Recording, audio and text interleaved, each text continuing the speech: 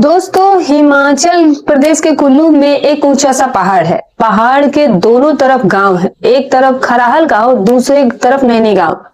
तो खरावल गांव की एक लड़की की शादी पहाड़ के उस तरफ नैनी गांव में कर दी जाती है, और वो इसलिए होती है क्योंकि उस लड़की का गांव के ही एक लड़के से प्रेम प्रसंग चल रहा था।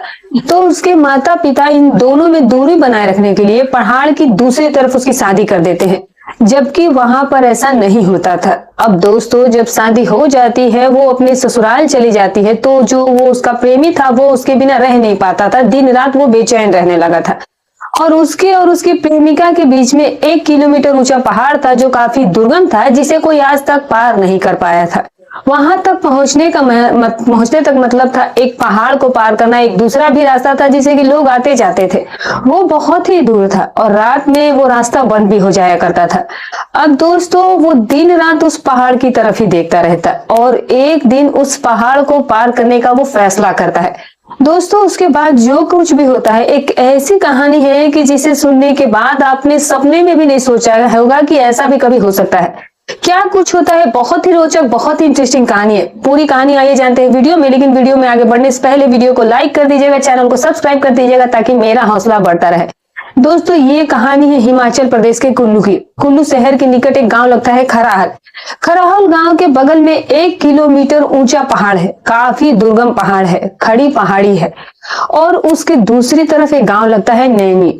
तो खराहल गांव में एक व्यक्ति रहते थे जिनका नाम महिपाल होता है। महिपाल की 2 बेटियां होती है।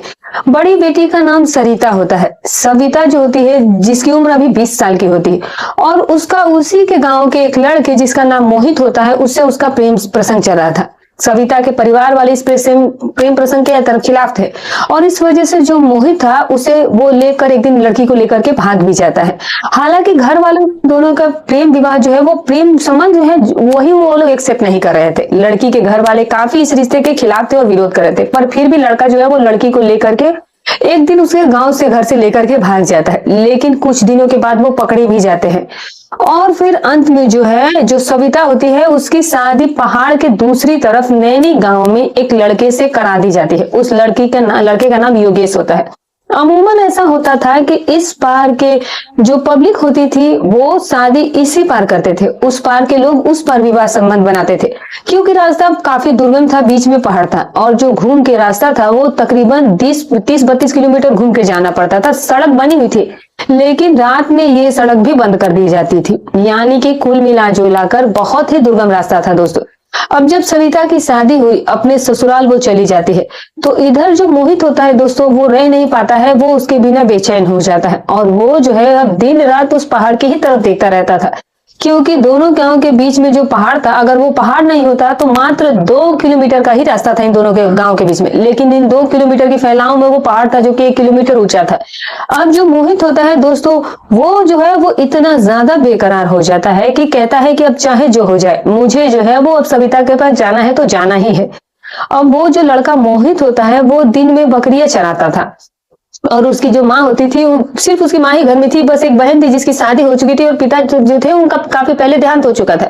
तो दिन भर वो इधर उधर पहाड़ पर बकरी चराता था, और फिर वो अब रास्ता ढूंढना शुरू कर देता है। अब उस पहाड़ पर जो भी लोग जाते, लकड़ी वगैरह काटने के लिए लोग जाते, तो कोई 200 किलोमीटर की ऊंचाई पर जाता, कोई 300 किलोमीटर की, और बहुत कोई करता था तो 400 मीटर तक उस पहाड़ी पर जाता था। लेकिन 1000 मीटर, करीब 1100-1200 मीटर का वो पहाड़, उसके ऊपर कोई नहीं जाता था। कोई काम ही नहीं पड़ता था वहां जाने का। अब वो दोस्तों बकरी चराने के लिए उधर जाया करता था, लेकिन वो उस पहाड़ में ऊपर तक जाने का फैसला करता है कि जरा देखूं कि आखिर मैं कैसे उस पार इस पहाड़ के द्वारा जा सकता हूँ। एक दिन कुछ दूरी तक जाता है, दूसरे दिन कुछ दूरी तक जाता है, और ऐसे ऐसे करके वो कुछ रस्सी भी खरीद लाता है। जहां लगता था उसे कि मैं इसे पकड़कर हाँ ऊपर चढ़ सकता हूँ और या फिर नीचे उतर सकता हूँ, तो वो सब वो बांधने लगता है, और धीरे धीरे करके वो 15-20 दिनों में उस चोटी तक पहुंच ही जाता है।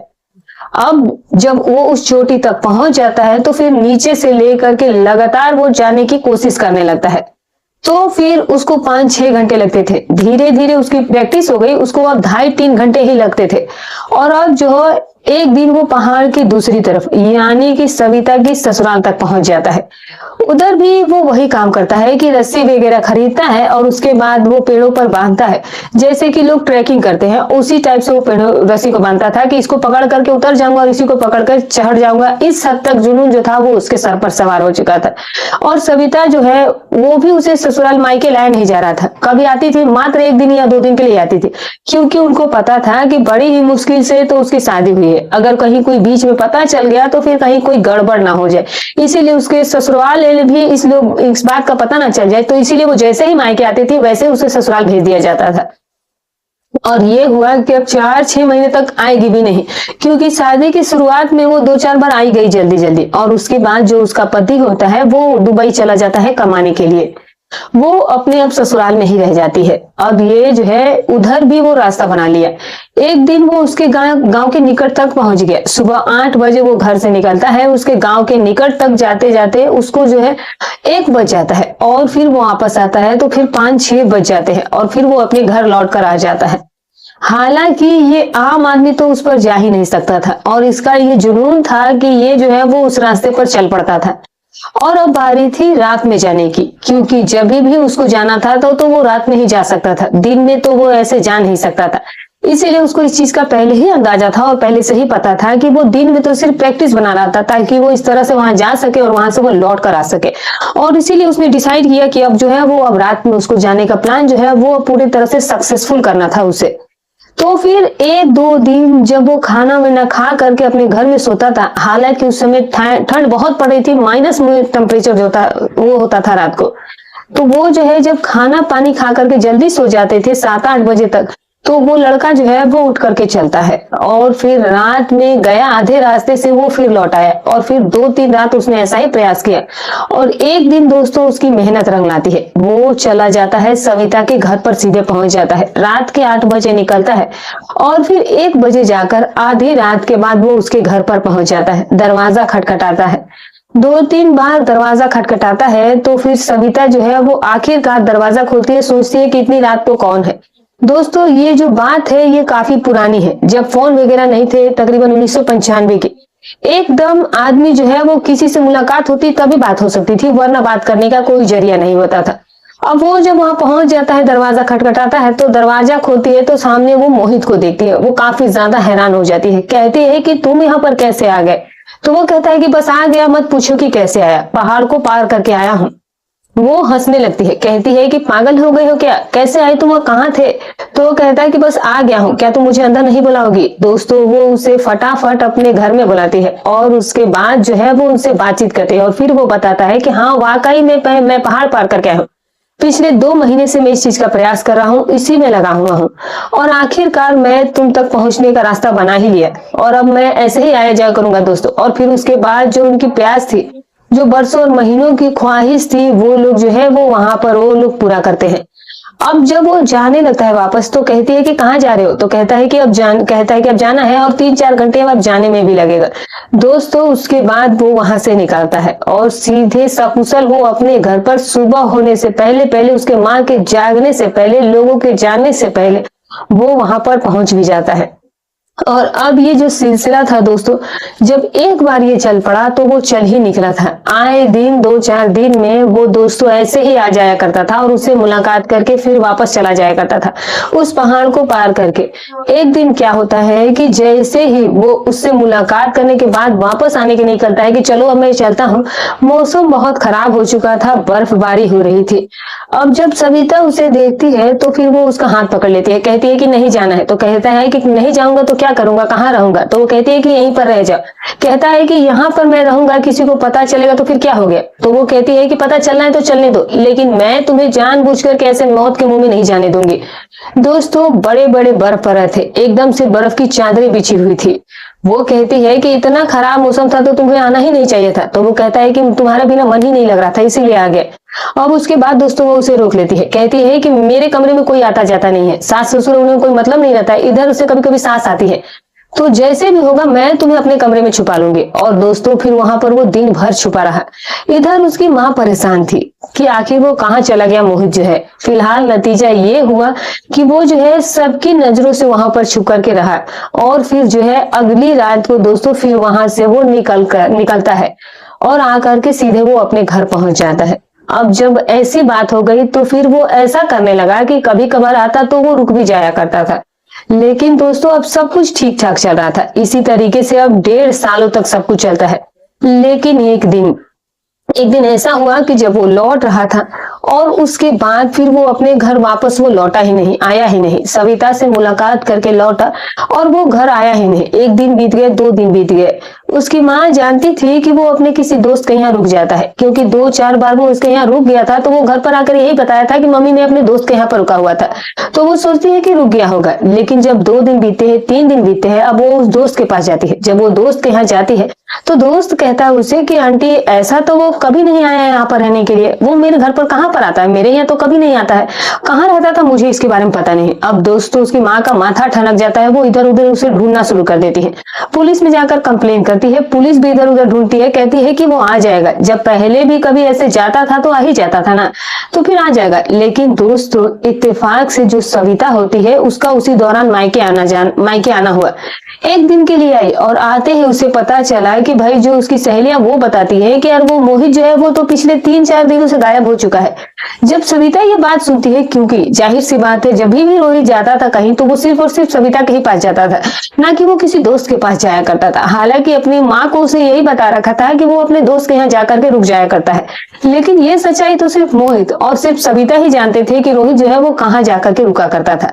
खैर जब उसे अपनी सहेलियों से इस बारे में पता चलता है तो कहीं ना कहीं सविता के भी होश उड़ जाते हैं, क्योंकि सविता को पता था कि मोहित जो है वो आखिरी बार उससे ही मिलने आया था और पिछले 3-4 दिन पहले ही वो उससे मिला है। लेकिन उसे इस बात का यकीन नहीं हो रहा था कि कैसे जो मोहित है वो अब तक घर नहीं लौटा और वो गायब कैसे हो गया और वो आखिर कहाँ चला गया। वो जब सुनती है तो वो काफी हैरान हो जाती है और मन में सोचने लगती है कि मुझसे तो मिलकर के ये लौट चुका था, तो कहीं ऐसा तो नहीं हुआ कि वो कहीं फंस गया हो।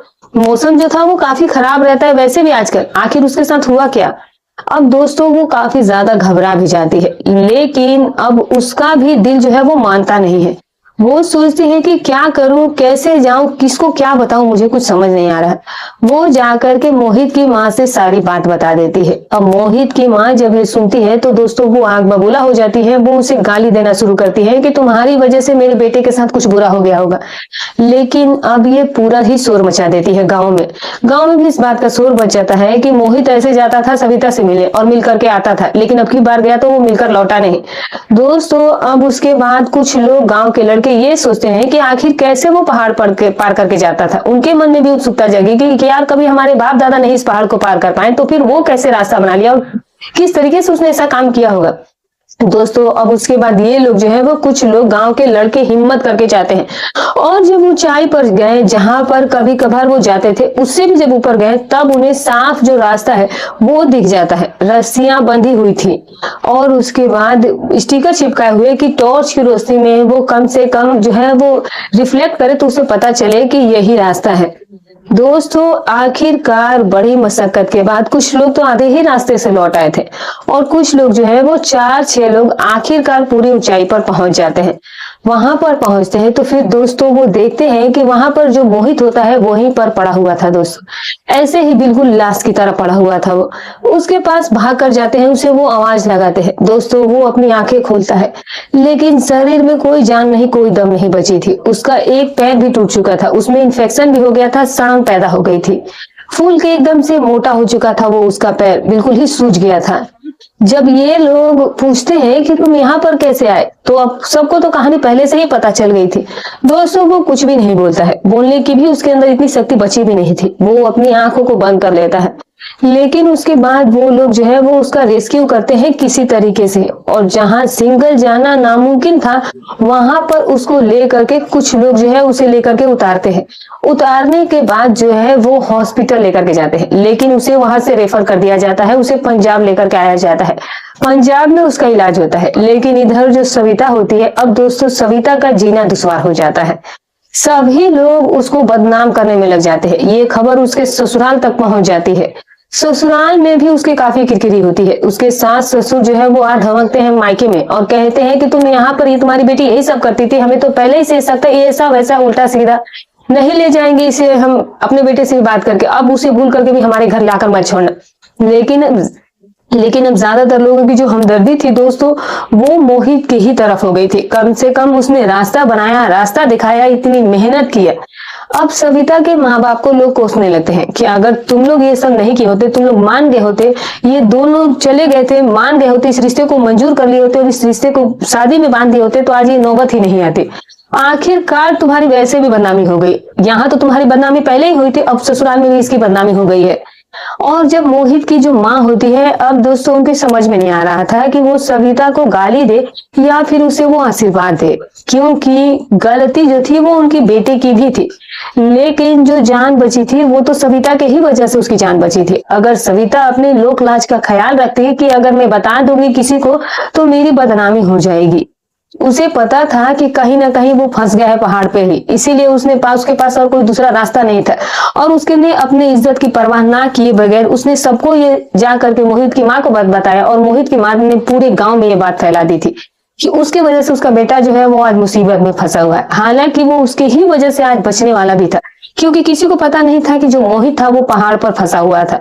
जाहिर सी बात है ये बात जो है वो सविता ने ही उसकी माँ को बताई थी और तभी जाकर उसका रेस्क्यू किया गया था।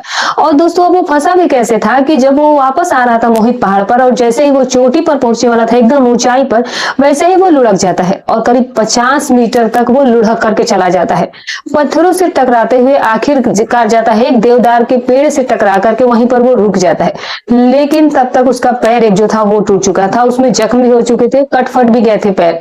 लेकिन फिर भी वो सोचता है कि कैसे भी करके मुझे अपने घर पहुंचना है, वरना जो सुबह हो जाएगी लोग मुझे देखेंगे तो क्या सोचेंगे, और वहां पर जाने के बाद कोई ना कोई बहाना बना दूंगा, माँ को मतलब झूठ बोल दूंगा।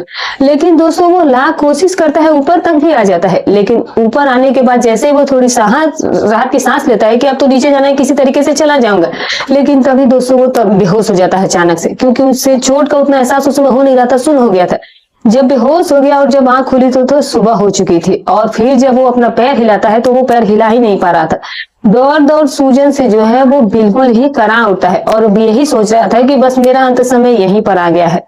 हार मानकर उसने बहुत आवाज भी लगाई लोगों को, लेकिन कोई आवाज उसकी सुनने वाला था ही नहीं, क्योंकि वो उतनी ऊंचाई पर था। और अंत में जब वहां वो दिन बीत गया, रात बीत गई, अगले दिन कुछ किसी तरीके से खिसा कर कुछ पेड़ वेड़ की पत्ती खाता है, कुछ घास फूस वहां पर खाता है, और फिर उसके बाद जो है वो अपना 2 3 4 दिन वो काट लेता है। लेकिन अब उसका शरीर जो है वो बिल्कुल ही बेदम हो गया, और अगर दोस्तों अब 1 2 दिन और अगर उसका रेस्क्यू नहीं किया जाता तो शायद अब उसकी जान भी जा सकती थी। अब दोस्तों उसके बाद जो मोहित की माँ होती है वो सविता के घर वालों से लड़ती है कि अगर तुम लोगों ने इस रिश्ते को मंजूर किया होता तो शायद आज ये नौबत ही नहीं आती।